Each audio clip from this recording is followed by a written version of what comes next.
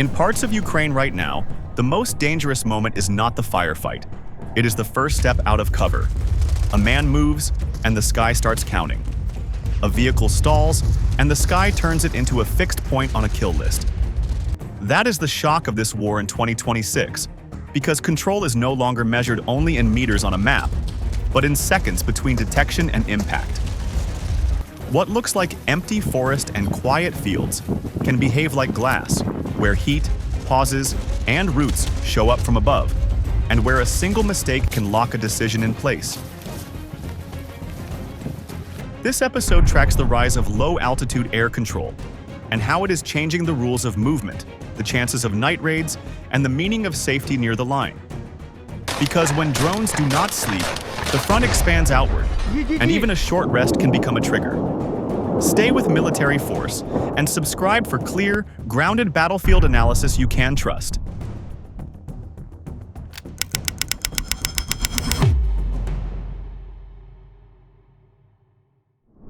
In the Lyman sector, the forest is no longer covered, because low-altitude air control turns every open step into a tracked event. From the ground, a tree line still looks like protection, but from above, it becomes a map of roots, pauses, and heat that can be read in real time. That shift changes the first minutes of any Russian move, because exposure now starts before contact with Ukrainian infantry. FPV teams watch the edges of woods, the thin paths between brush, and the short gaps of open fields where bodies must cross. When a soldier breaks into the open, the clock starts, and the strike is not a surprise, because the approach was already observed. This is why movement in daylight has begun to feel like a penalty, not a choice, and the pressure builds before the first shot is heard. That same logic becomes clearer when the camera follows what happens to a single man who thinks speed is enough. One clip shows a Russian soldier trying to outrun an FPV across open ground. And the key detail is not the impact, but the process. He keeps changing direction, and he keeps trying to widen the gap, yet the drone does not rush, because it does not need to. The chase is patient, and the control is steady, so fatigue turns into the real weapon against him. At one point he loses footing and goes down, and the strike lands with precision because the target is now fixed. Other footage shows two drones hunting the same trench area, while another unit's FPV arrives first, which suggests overlapping coverage rather than isolated luck. After the first hit, follow-on drones appear to finish the job, and the mop-up pattern matters, because it denies wounded soldiers the time to crawl away or reset in a new hide. That is how the forest becomes a closing net instead of a screen, and it sets up the next problem, which is what happens when machines lose mobility. Vehicles in this environment do not just break down, they become anchors that pull attention to the exact point Russia wanted to pass through. A transport that hits a mine and cannot move does not simply stop, because its delay creates a target that can be revisited, adjusted, and finished. The transcript describes an abandoned vehicle after an anti-personnel mine, and the result is not a repair effort but a strike that completes the destruction. A supply vehicle loaded with items meant for Russian troops is also hit, and the real damage is bigger than a burned chassis. When supplies fail to arrive, units at the front lose options because food, ammo, and batteries decide how long a position can hold. Another car is left in the middle of a road with its lights on, and that small detail becomes a signal flare because it tells aerial observers exactly where to look. In a watched battle space, loss of mobility turns crews, routes, and timing into a fixed coordinate, and that fixed point invites repeated attacks until nothing useful remains. That is why the story moves naturally from hunted infantry to trapped vehicles, because once motion is punished, every attempt to move faster becomes the next gamble. Russia's night mobility push with quad bikes and ATVs looks clever on paper, but it keeps failing because speed cannot outrun a sky that is already watching. Small vehicles are used because they are cheap, fast, and hard to target with slow-reacting fire, and they can slip along narrow tracks where heavier armor would bog down or draw instant attention. Reports from the field often describe 3 to 4 soldiers riding a single quad bike during night assaults, which shows the goal is to move a small team quickly rather than build a slow column. That choice also signals a deeper problem, because when larger vehicles are too visible or too vulnerable, commanders start gambling on light transport and surprise. The problem is that surprise now depends on what overhead sensors miss, not what ground troops cannot hear, and that shifts the risk in a brutal way. That is where the story turns from fast movement to early detection. A TV assaults break down because UAVs can spot patterns long before the riders reach the line, and once the track is seen, the strike sequence is already forming. Even at night, movement leaves signatures because engines make sound, tires cut lines, and riders tend to bunch up on the safest path. A quad bike also forces close spacing, since 3 or 4 bodies become one cluster, and that cluster is easier to track than a single figure moving alone. When the first vehicle is hit, the rest often react the same way because they swerve, brake, or split in panic, and those reactions make the group even more visible from above. What is sold as a stealth tactic becomes a shortcut into a pre-aimed kill zone, since the approach route is predictable and the timing can be measured. So the key weakness is not the engine or the wheels, but the fact that the tactic depends on staying unseen in a battle space built to find motion. That is why the real fight starts before the riders think they are close.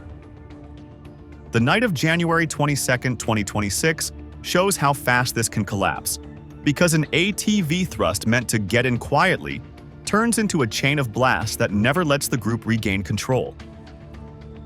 According to the transcript, Ukrainian drones detected the movement almost immediately, and then strikes landed in a rhythm, with new explosions coming every few minutes.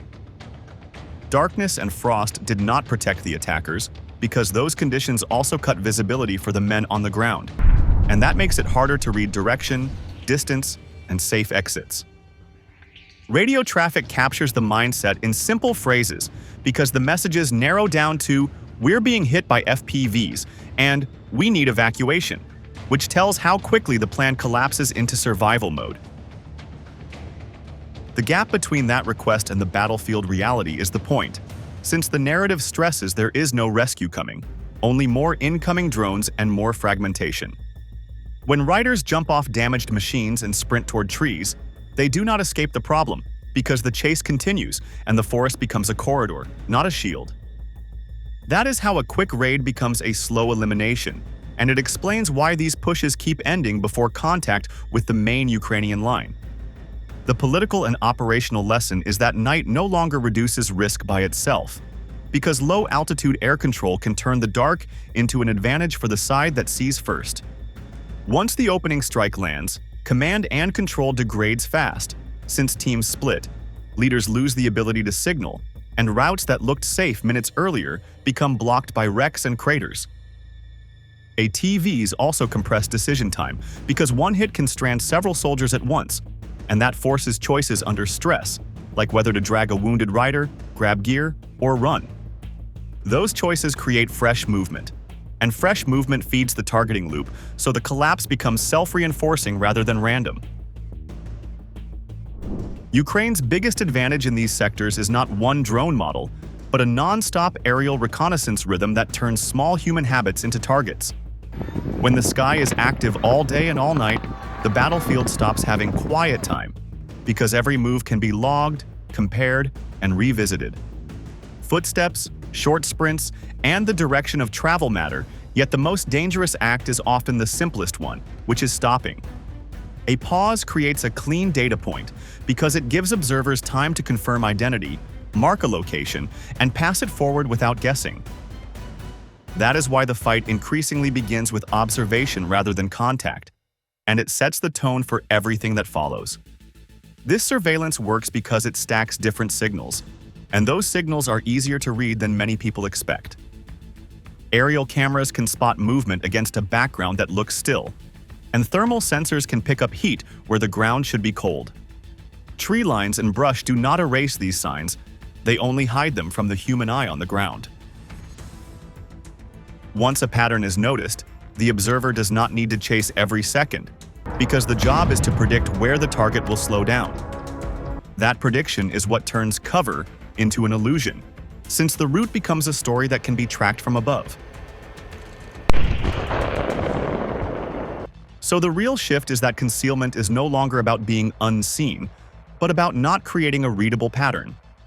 The transcript's bench scene shows how this system punishes normal behavior in a way that feels almost unreal.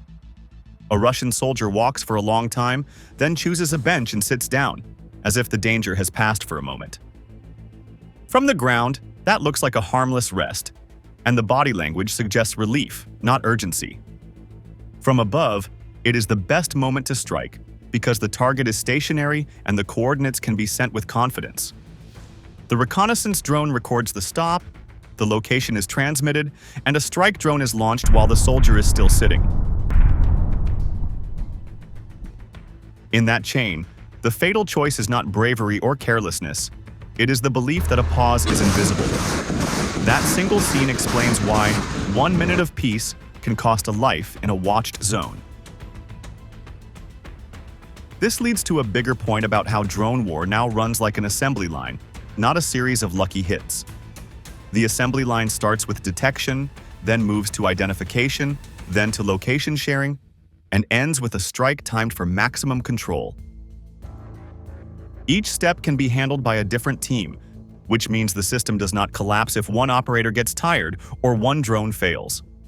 Data is the fuel, because clear video and clear heat contrast reduce doubt, and reduced doubt speeds decisions. That speed is why attacks can look sudden to the target, even when the tracking started minutes earlier. It also explains why mop-up becomes routine, since follow-on drones can arrive to finish what the first blast began. In this model, the shock is not violence alone, but the removal of time to recover. The political meaning is that constant ISR changes how both sides must think about manpower, logistics, and morale at the same time. A force under continuous watch must spend more effort on dispersion, camouflage discipline, and movement control, even when it is exhausted. That pressure drains units before they reach contact, because stress is carried for hours, not seconds.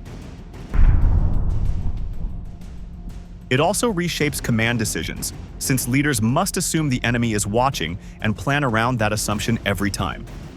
When that assumption is true, the front line effectively expands outward, and the rear begins to feel like the front. That is why the contest over interference and control of drone links becomes the next major battleground. Fiber optic FPV drones are spreading around the Pokrovsk direction because they change the one defense Russia has leaned on most, which is electronic warfare. Classic FPVs depend on radio links, so a strong jammer can break control, force a crash, or at least push the pilot into delays and bad angles. A fiber optic FPV takes that script and tears it up because the signal is carried through a physical cable instead of the air. That means heavy jamming can still fill the spectrum, yet the drone keeps receiving clean inputs and the pilot keeps seeing a stable feed. In a fight where seconds decide whether a target reaches a tree line or a trench, that steady control becomes the advantage that matters.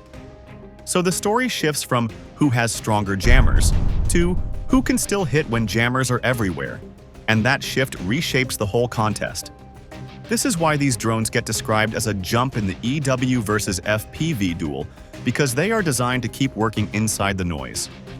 That technical difference also changes what protected target means in practice, and it changes it fast. Targets that used to survive by staying inside a jammed bubble can no longer assume that bubble is safe. A vehicle hugging an EW asset, a dugout near a jammer, or a route covered by electronic suppression can still be struck if the attacker brings a fiber optic platform. The strike also becomes more precise, because there is no moment where the pilot fights the signal and loses fine control near the end. That tighter handling matters in cluttered terrain, since the drone can thread into gaps, adjust late, and commit at the exact angle the pilot wants. In the transcript, the point is stated in plain terms. These drones are hard to intercept through electronic means, so the usual defensive comfort fades. That pushes defenders toward a harsher reality, where survival depends less on turning on equipment and more on denying the drone a clean path. And once path denial becomes the focus, the limits of the fiber optic approach also come into view. The cable is the strength, but it is also the constraint, because it must trail behind the drone the whole way. That creates risks in forests, ruins, and tight obstacles, since the line can snag on branches, rubble, wire, or sharp edges. It also leaves a physical trace on the ground, which can point back toward the direction the drone came from, especially when many flights happen in the same area. Logistics become heavier too, because carrying and managing spools adds cost and complexity compared to a simple radio-linked FPV. That complexity can limit how many can be fielded at once, and it can force teams to choose targets more carefully. So fiber optic FPVs do not erase every defensive option, but they do force a new kind of discipline on the side, trying to hide. That is where the counter-drone problem becomes physical instead of electronic. If jamming cannot stop the link, then defenders have only a few realistic choices, and none of them are easy under stress. One option is to cut the cable, but finding a thin line in real terrain while a drone is closing is not simple. Another option is to shoot the drone itself, yet hitting a small fast object at low altitude is hard even in daylight, and it is worse at night or under fire. A third option is to block approach lanes with nets, wires, or controlled obstacles, but that requires preparation and assumes the direction of attack can be predicted. When the warning comes late, the best tool in the world cannot help, and that brings the narrative back to the broader theme of air control. So when fiber optic FPVs enter the field, the question stops being, can the signal be jammed? And becomes, can the drone be denied a line to the target? That transition naturally leads into the other side of air control, because the only way to reduce this pressure is to start hunting the eyes in the sky. Ukraine's counter-drone fight matters as much as its ground strikes, because shooting down Russian UAVs removes the eyes that guide artillery and shape ambushes. A reconnaissance drone is not just a camera, because it is a link in a kill chain that ends with shells or FPVs arriving on a marked spot. That is why Ukrainian units treat the sky as a target set, not background noise. Recent reporting describes a fishing rod interceptor, where a Ukrainian drone drags a thin line that tangles an enemy quadcopter's propellers and drops it out of the air. Other reporting describes a low-cost system called Aerotrawl, built to disable drones and recover them for intelligence work instead of leaving them shattered in the field. Recovered airframes can reveal software settings, cameras, and part sources, which turns one capture into longer-term advantage. That is the entry point, because once the enemy's eyes are threatened, the whole strike cycle starts to wobble. The deeper value of interception is timing, because the goal is to slow Russia's ability to see, decide, and strike in one smooth cycle.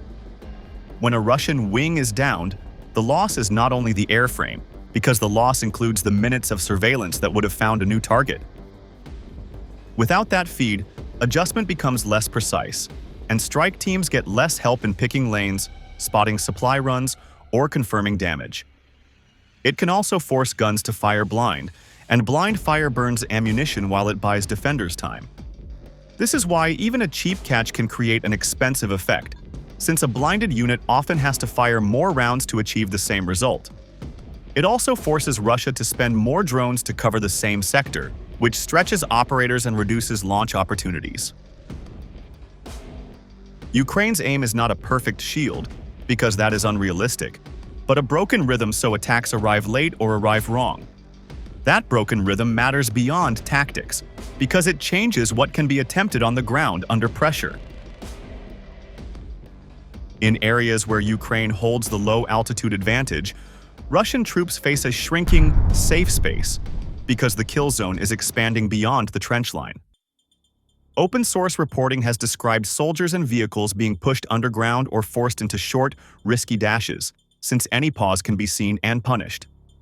The transcript logic fits that picture, because men who jump off damaged ATVs and run into trees are not escaping. They are only buying time while tracking continues. A tank stuck in an open field becomes the same kind of problem, because recovery is slow and visibility is high, so destruction becomes easier than rescue. When this pattern repeats, hiding stops being a place and becomes a tempo, because survival depends on not being seen long enough for a strike to be tasked and delivered. That is the strategic point many headlines miss, because the low sky does not just kill targets, it changes what commanders dare to attempt at all. This sequence points to one cold conclusion: because modern combat now rewards the side that controls observation and turns it into fast, repeatable strikes. In Lyman and around Pokrovsk, the lesson is not only that FPVs hit hard, but that the low sky can erase the time people used to rely on to regroup, hide, or recover a mistake. For an American audience, the real signal to watch is adaptation, because Russia's next moves will show whether a new safe gap can be created through decoys, wider dispersion, stronger short-range air defense, or smarter mobility that breaks predictable patterns. If those counters fail, then night raids on ATVs and fast pushes will keep collapsing early, since detection will happen far from the trench and panic will spread before contact. If those counters work, the tempo may slow, and the fight will shift toward who can keep drones flying, operators trained, and interception teams active under pressure. That shift also reaches politics, because drone dominance forces bigger spending choices, faster industrial output, and harder trade-offs in manpower and stockpiles. When the low sky becomes the main front line, even small tactical losses can ripple into logistics, morale, and negotiation leverage. Stay with Military Force and subscribe for clear, grounded battlefield analysis you can trust.